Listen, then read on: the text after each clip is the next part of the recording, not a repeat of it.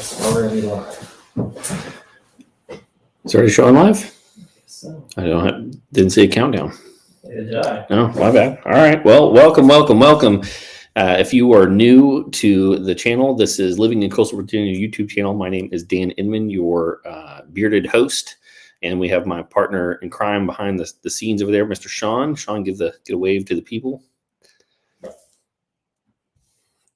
Sean makes sure that all the camera work and technology works seamlessly in the background, and then also pips in with some good sarcastic comments on occasion, which are very needed and helpful. Today, we're going to cover over some of the things that are coming that are new to the Coastal Virginia area. If you're looking to make it a move to the area, you're probably always kind of looking at like, man, what's coming, what's new, what's going on there. One of the things that I've really seen, let's see here, I've been here since 2003, if I remember correctly. Yeah, I mean, over this span of time that I've lived in this area, I've seen it get better and better and better over time. Some of this just comes with like some of the areas that have improved over time, like Ocean View has really come a long way over in Norfolk. Ghent and North Collie have come a long way. There's a lot of improvement that's come on there. There used to be no breweries, and now there are something like 12 just in the city of Norfolk alone. If you are completely new to the area and you haven't ever been, we call ourselves the Tidewater area, the 757, the 7 cities. Those are all things that people call this area. I personally live in Norfolk. Some people call it Norfolk. There are lots of different ways to pronounce it. You sort of like potato. In my opinion, there's no real wrong way to say it. But some locals will correct you. And what's really interesting is one local will correct you and then the other one will correct you. And they both lived here for 20 years and they say it differently. So you can just tell them to get over it and move on with your life.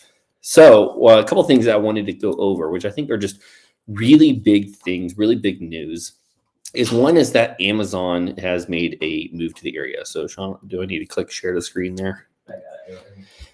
Cool. So we've got 2 big facilities that are coming in Virginia Beach that are going to create 1,000+ jobs. Now, this is a big deal, not just because we have a major player in the market coming to Virginia Beach, but big in the sense of like, maybe you've watched the news and the news has talked about how the housing market is unaffordable and or potentially is going to crash. And we're going to hit on this a little bit later here in a minute about our market and what's going on.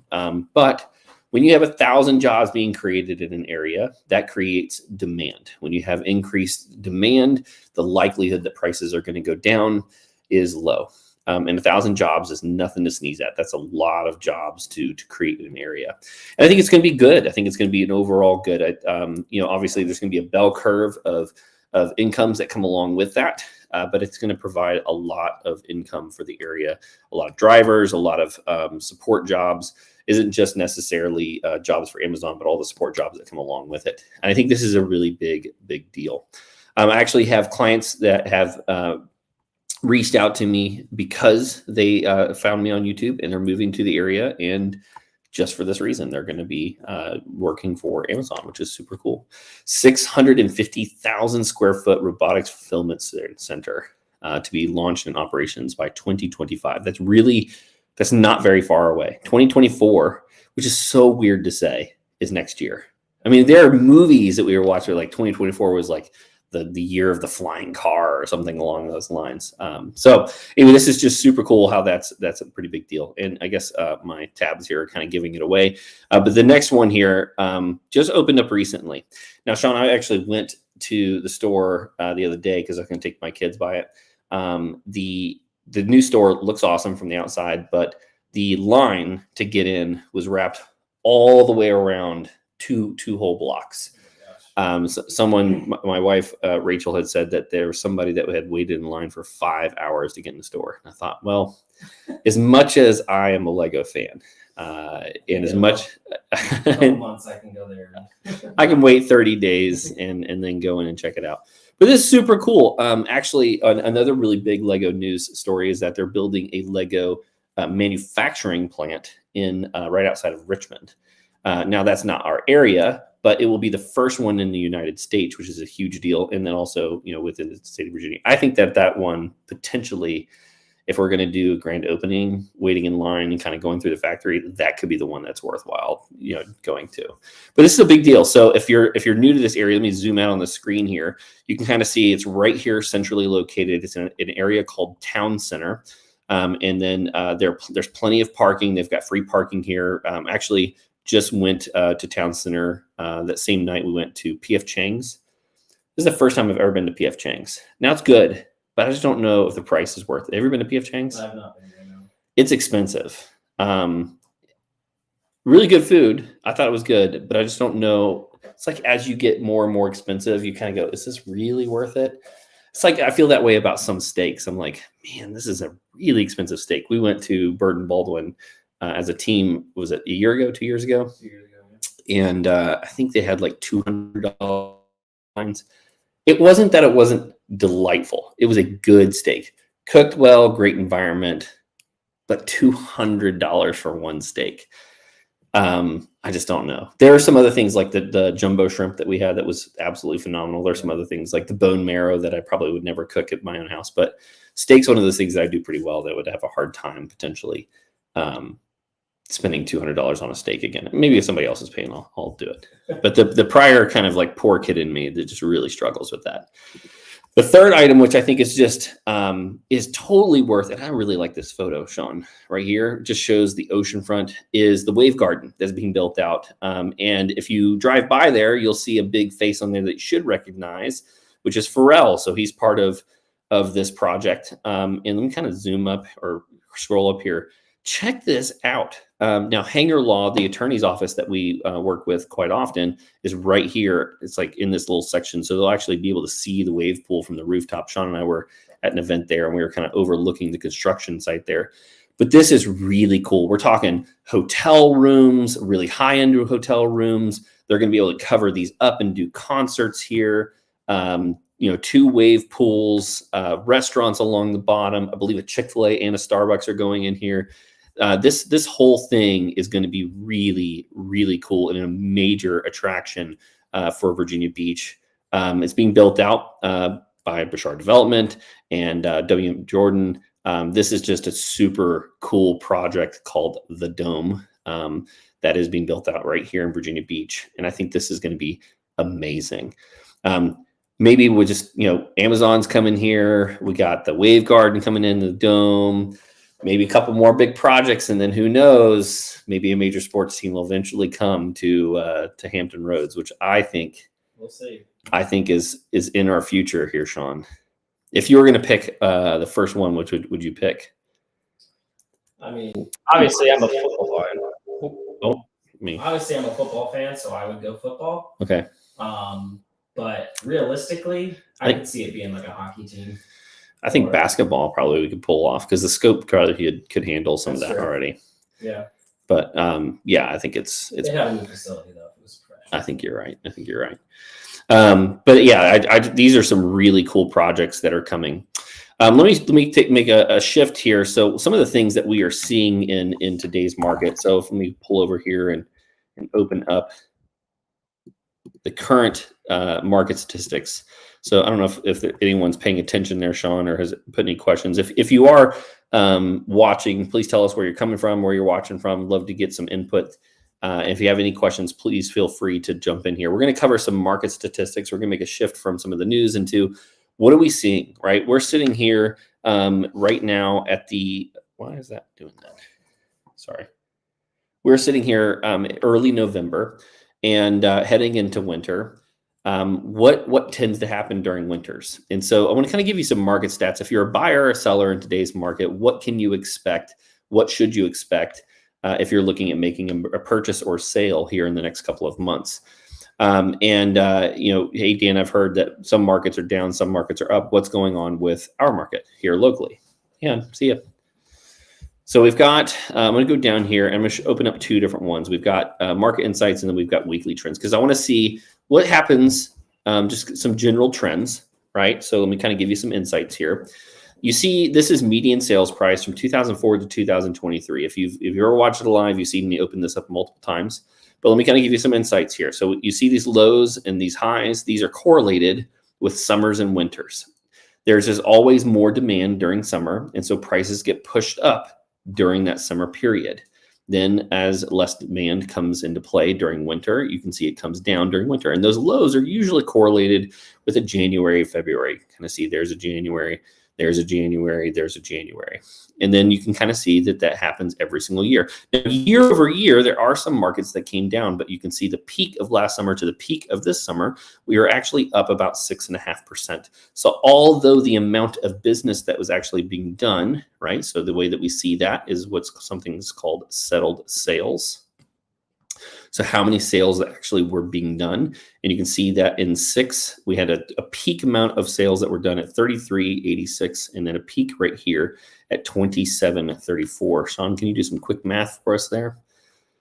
27.34 divided by 33.86. What are we at? 0.807. All right, so about 20%. Right there, reduction of transaction volume. So has it crashed? No, in transaction volume, we're down pretty significantly, and you can see. But if you look in the past, it's basically a 2016 amount of volume. But we're actually up. Right, these are two very different things. Is how many sales are happening and what actually the sales volume is up. The number one indicator, if I'm tracking one thing to kind of look at whether it's a buyer's market or a seller's market, is something that's called months of supply of inventory. This is supply and demand held in perfect conjunction. You have supply divided by demand. How many houses are available for sale divided by the current rate of absorption, how many purchases are actually being had. And this chart makes it nice and pretty and simple and says, hey, look, this 6 month, basically 5 to 7 or so is neutral. It doesn't necessarily favor buyers, doesn't necessarily favor sellers. All right. Higher you go above this, the more of a buyer's market it becomes. And the lower you go towards 0, the more of a seller's market. And the way to think about this is like a switch. As soon as it comes into this, it's automatically a seller's market. Or as soon as it comes into this territory, it's automatically a buyer's market. If you were to take 1,000 contracts, 1,000 homes that were sold, and you were to break down every single one of those contracts and look at each line item and go, does this part of the contract favor a buyer or does it favor the seller? What you would see is if you were at 1.4 months of supply, that 80, 85, 90% of those terms tend to favor sellers, and strongly so. Up here, you would have 80, 85, 90% of those terms that favored buyers, and pretty strongly so. And the more so that it favors a buyer, the more likelihood that the prices come down. And you actually can see that if I go over to sales price during that period of time right here, what do you see? The price is actually constricting and coming down, right? And then the neutral market, which is about the same period of time, you can see we saw very average appreciation. And then sometime right around in the beginning of 2020, when inventory was coming down and interest rates were also going way down, that we saw this rather increased or acceleration in appreciation of the market. Okay, so what are we going to see as we head into winter, right? We're sitting here right now in November. What happens in November? So if you look at right here, there is November. Right there is November. We'll see a little bit more of a constriction on price by a little bit. And the reason I say that is because the biggest issue that we have in our market right now, in a lot of markets, is inventory. If you look back at 2004, even though there was a massive increase in listings, right, we also had a large increase in price during this period of time. That should tell you that we had a ridiculous amount of demand. But this is a yearly trend when you see houses come on the market. So there's December, here's summer. There's December, there's summer, right? And this happens every single year. And you can see that this inventory was slowly constricting. And then right around December, if everybody remembers, March of 2020, COVID came along. They said 2 weeks to slow the spread, but it ended up being a lot more than that. And a lot of people got nervous, when half the market thinks that the world is ending and the other thinks that it's all scam. Go figure, some people don't put their houses on the market, right? At the same time that basically the Fed said, wait, we don't want this thing to crash, so we're going to lower interest rates to the lowest they've ever been in history. Well, when inventory decreases and the cost of purchasing also drastically decreases, what you get is a elevated house price. But we have not come up from that. What you can actually see here is that this normal cycle where we would be low during winter and high during summer, right? There's winter, there's summer, come back down here in the winter. What happened this year? We just kind of leveled off. Not much happened on an increase of inventory. And I think what we're going to see is that hopefully this will slowly increase over time. But there is so much of the market right now that has low interest rates. They have homes that with mortgages that they bought in 2016, 17, 18, 19, 20, 21, and partially even into 2022, where their interest rates were decent. And there's no reason for them to move. Because if they are going to sell their $300,000 house at a 3% interest rate, they have to buy a $400,000 house at a 7% interest rate. Now, I do think that interest rates are going to come down. And as they come down, I think it's going to continue to support this issue with low inventory, probably for a decade, maybe 5 years. I might be over exaggerating a little bit, but this is a problem that I just don't think is going to go away anytime soon.